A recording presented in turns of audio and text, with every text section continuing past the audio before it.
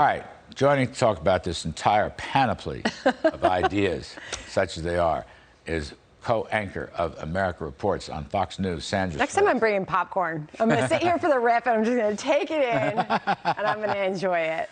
Hello, Larry. The best business economic person Thank you.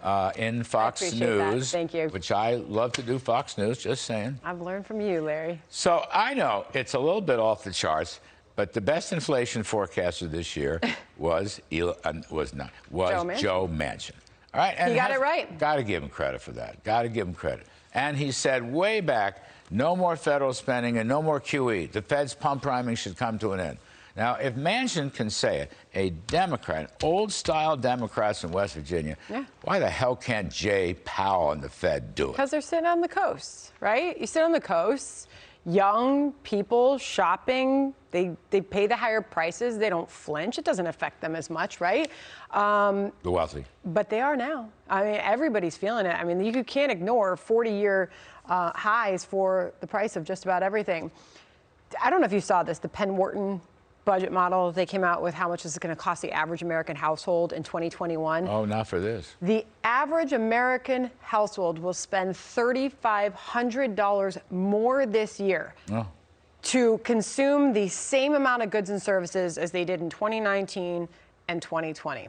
Okay? Because of the inflation. And they are, absolutely. Right. And they are very quick to point out that very point, that it's not the high earners on the coast that are going to suffer as much. They said they estimate the lower income households will spend more of their budget on goods and services that have been more impacted by inflation. Lower income households will have to spend about 7% more, while the higher income households will have to spend about 6% more. So this affects the lower income American families more. That's tangible, they feel it, and they're going to pay for it at the ballot box, right? Which brings into a question why the Federal Reserve didn't change course sooner. I went back for you, and Larry, I dug up a Fox News poll from June that showed that there was an overwhelming concern from the American voter about inflation when it came to the economy. So why did they stay the course? And why did the White House deflect on this issue, blaming the oil and gas companies for high energy prices, now blaming the meat companies for high food prices? Blaming turkeys, individual turkeys, for colluding on high prices. Correct. Collusion, that's the problem, not the policies coming out of this White House. That I find shocking. But I will tell you, we're talking about the Main Street reaction to this. I got on the phone after I talked to you earlier. I was trying to feel out Wall Street for how they're reacting to all this. It seems the reason we got the rally is it removed a lot of uncertainty, right? We've got still a lot of nervous capital sitting on the sidelines is sort of the take out there, that they're going to raise rates short term. This is going to be an easy transition. It's not aggressive. So that's why you got that market rally today. So I think there's two different pictures here. Wall Street loves. They love it. They love cheap money. In fact, Wall Street loves Can't blame free them. money. That's the environment. Yeah, I know. Look, I'm fine with it. I'm just saying the longer the Fed waits to do what they must do with inflation running at 7% plus, import prices up 11% in the month of November year on year. The longer the Fed waits to do what they're going to have to do, the worse it's going to be. That's the problem here. The faster the Fed gets on its horse and develops a backbone and a set of something, that's going to make it easier and shorter for this correction. But if they don't do it at all, then it's all inflation all the time across the horizon. You know, it's amazing, though. I just got off the phone with an energy trader as well who said, don't forget that the optics of the kill the fossil fuel industry, that started with campaign Joe Biden, right? You go to the policies that he's implemented today. You can't ignore the fact that that really was like the very beginning of this inflation supply chain crisis that we're all living in right now. So I don't know if there's anything actionable that we're seeing that's going to be done about that. But Larry, I would ask you, as I always kind of turn this around on you, you were inside the White House. I wonder what the conversation is inside the White House, other than blame the Federal Reserve for missing this transitory inflationary environment, now acknowledging it, retiring that word, now acting on it. You're saying too little, too late. But the White House bears some blame for this. The White House blames tons of blame for this. This is their policy. More spending and more Fed pump. I mean, they're sitting around in the corridors of the White House just saying, well, what damn fool lie are we going to make up to try to sell this tomorrow, and who's going to go out there to sell it? Yeah. Because that's all they've done. They have never acknowledged any culpability in the inflation surge. And here's inflation, as you noted, #1 in the polls. Yeah. #1 in the polls. And it was about 3 or 4 months ago that the inflation problem started beating out the unemployment problem. I mean, it's an inflationary boom economy. The issue is not jobs right now.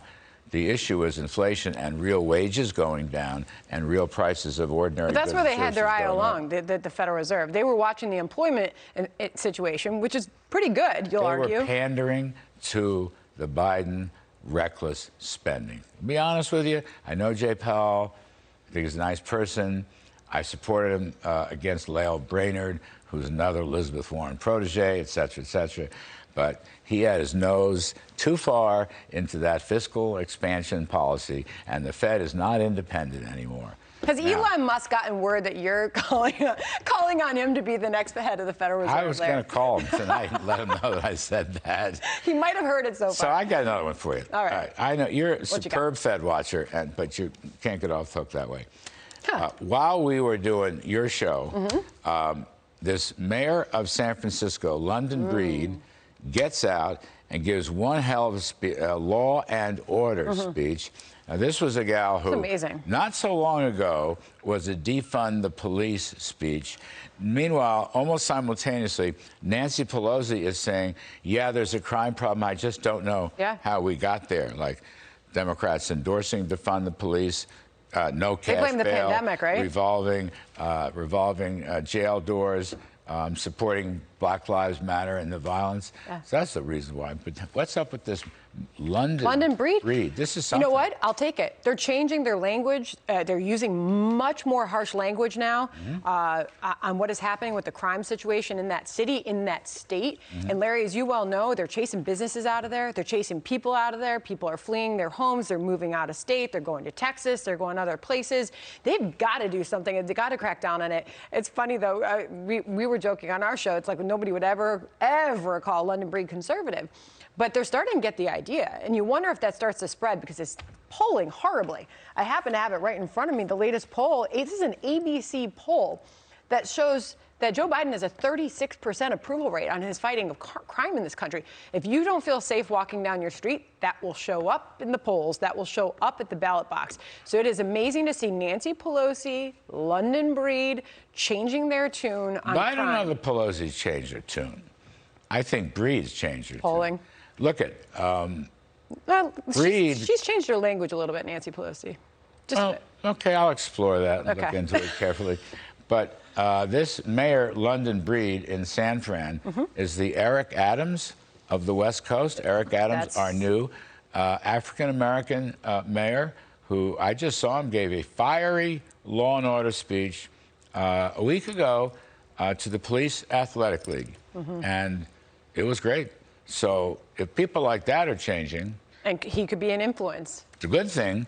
But it means the hierarchy of the Democratic Party is going to go out the window. Listen, your old boss was, law and order. We're no country without law and order. And if they didn't get the message then, they're getting it now with these smash and grab robberies, crimes that are happening rampant in great American cities. Larry, you know I'm from Chicago.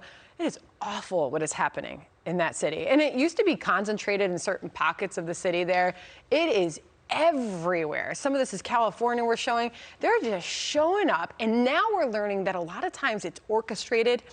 I mean, they're getting together on social media. These people don't even know each other, but they're plotting to get together and then run into these stores, take as much as they can, run out the door. And guess what? Even if they're caught, they're not facing consequences. But I thought, the White House says that the smash and grab problem is the retailers aren't locking up their merchandise and their stores at night. Hey, that's Lori Lightfoot. Nothing to do with bad law and order or no law and order. Huh? That's offensive. Is that good? Lori Lightfoot in Chicago. She actually said it at a press briefing on a microphone. You'd think somebody caught her on a hot mic. She said she's disappointed that the stores, the retailers, the businesses in her city aren't doing enough. Get with it. To stop this. Get with it. It's unbelievable. I know, you got to get with it. Do you remember years ago when we first invaded Iraq with George W. Bush? Do you remember Baghdad Bob? Yeah. always said everything's fabulous. It's all wonderful. It's not our fault, and we're going to prevail. This is while the Marines are marching into one gate and the 108th Airborne is marching into another gate. Madam Psaki has become the Baghdad Bob, and I hate to see it. Mercedes Schlapp, your good friend, just made that very point on the Fox News channel a short time ago, and it stuck out to me. She was talking to Juan Williams, she was talking to Martha McCallum, and she said, when you're in the White House, you're in a bubble. And until you step out of that bubble and visit other parts of the country that are living through this inflation, living through this crime, living through a surge of migrants coming over the southern border, until you step out of that bubble, you can't acknowledge those problems unless you see it with your own eyes and you feel it. And I thought it was a really, really good point, because how often do you see Psaki outside of the White House? I feel sorry. By the way, Sarah Sanders. It's a big job. Sarah Sanders is coming in your chair. Excellent. In a few minutes. Governor to be. She did a fantastic job in that role. A very good press secretary, and that wasn't easy either. No, absolutely not. No, but it's a tough job. But if you heard Jen Psaki, and I hear her almost every day because she comes on almost every time during our hours. It's when she is asked about the crime crisis, just as an example, it's almost like she's not acknowledging it as a major American problem that it is today.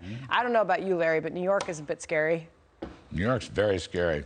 Eric Adams to the rescue. I want to meet this London breed from San Francisco. Call her, Larry. Sandra Smith, Thank the best of the best by far. You can catch Sandra on America Reports weekdays 1 to 3 p.m. on Fox News. Thank you, Larry. Sandra. Appreciate it.